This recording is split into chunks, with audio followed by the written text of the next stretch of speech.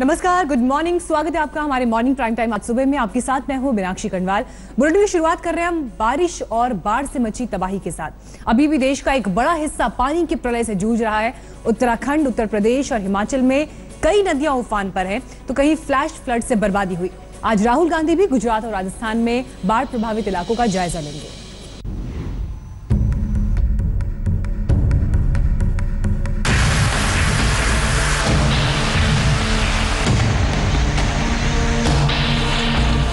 पानी के ना जाने कितने रूप हैं, लेकिन जब जीवन देने वाला पानी जिंदगी लेने पर ही आमादा हो जाए तो फिर हाहाकार मचता है। हिंदुस्तान के कई राज्यों में इस वक्त ऐसा ही हाहाकार मचा है। उत्तर प्रदेश और उत्तराखंड में नदियों का वेग और उनका विकराल रूप दहशत पैदा कर रहा है, तो मनाली में बादल फटने से मची तबाही बर्बादी का मंजर पेश कर रही है। गुजरात के बनासकांठा में बाढ़ का पानी घरों के भीतर दाखिल हो चुका है, तो झारखंड के गढ़वा में बेहिसाब पानी के बोझ तले डैम भी टूट गया।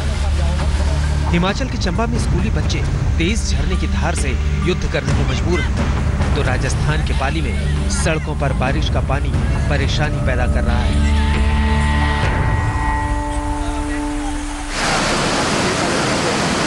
झारखंड के गढ़वा में तो खजूरी डैम ने पानी की ताकत के सामने हार मान लिया। लोगों का कहना है कि डैम क्या टूटा, लोगों के मुंह के सामने आया उनका निवाला छिन गया। बारिश इतनी हुई कि पानी लबालब हो गया। बहुत नुकसान है। सिंचाई लोग करते थे, इससे पूरा सिंचित जमीन होता था, सिंचित नहीं हो पाएगा और नुकसान में है। 2-3 गांव बच गया है। भगवान का शुक्र है कि बच गया। अगर हम लोग को सुबह जानकारी मिला, बताया, देखने आए थे, कोयल नदी खाली है, पूरा इस चलते पानी सब तीर लिया, तो सब डूबने का कार पड़ रहा था।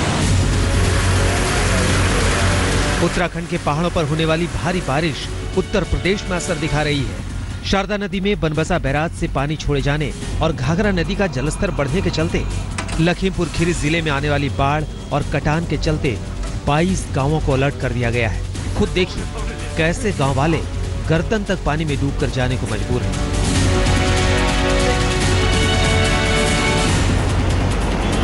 उत्तराखंड में भारी बारिश नदियों में हाहाकारी वेग पैदा कर रही है और निचले इलाकों में जल जमाव। राजधानी देहरादून में घंटों तक आसमान से आफत की बारिश होती रही। वहीं हल्द्वानी में बरसाती नदी उफान पर आ गई। हिमाचल में भी हालात अच्छे नहीं हैं। मनाली में बादल फटने से भारी तबाही मची है। 5 गाड़ियां अचानक आए सैलाब में बह गई।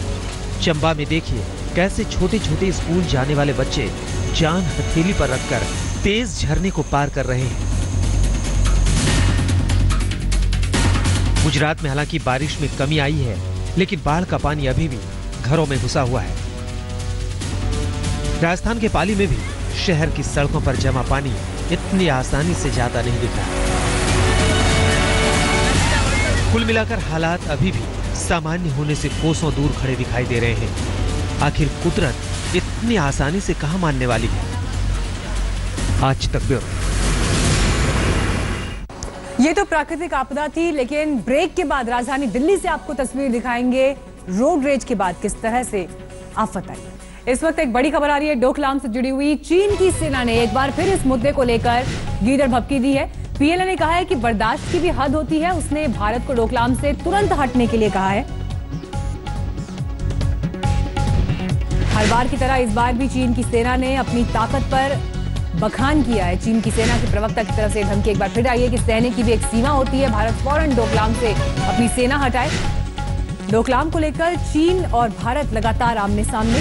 भूटान की जमीन के इस हिस्से को लेकर लगातार ये विवाद चल रहा है, लेकिन चीन की तरफ से एक के बाद एक धमकियों का ये दौर भी जारी। हालांकि भारत ने भी ये साफ कर दिया है कि दोनों ही देशों की सेनाओं को पीछे हटना होगा। एक तरफा फैसला इस पर नहीं हो सकता। बातचीत के जरिए मसला सुलझाया जाए, लेकिन चाहे चीन सरकार के प्रवक्ता हो, वहां का मुखपत्र ग्लोबल टाइम हो या फिर सेना, धमकियों का यह दौर चीन की तरफ से लगातार जारी है।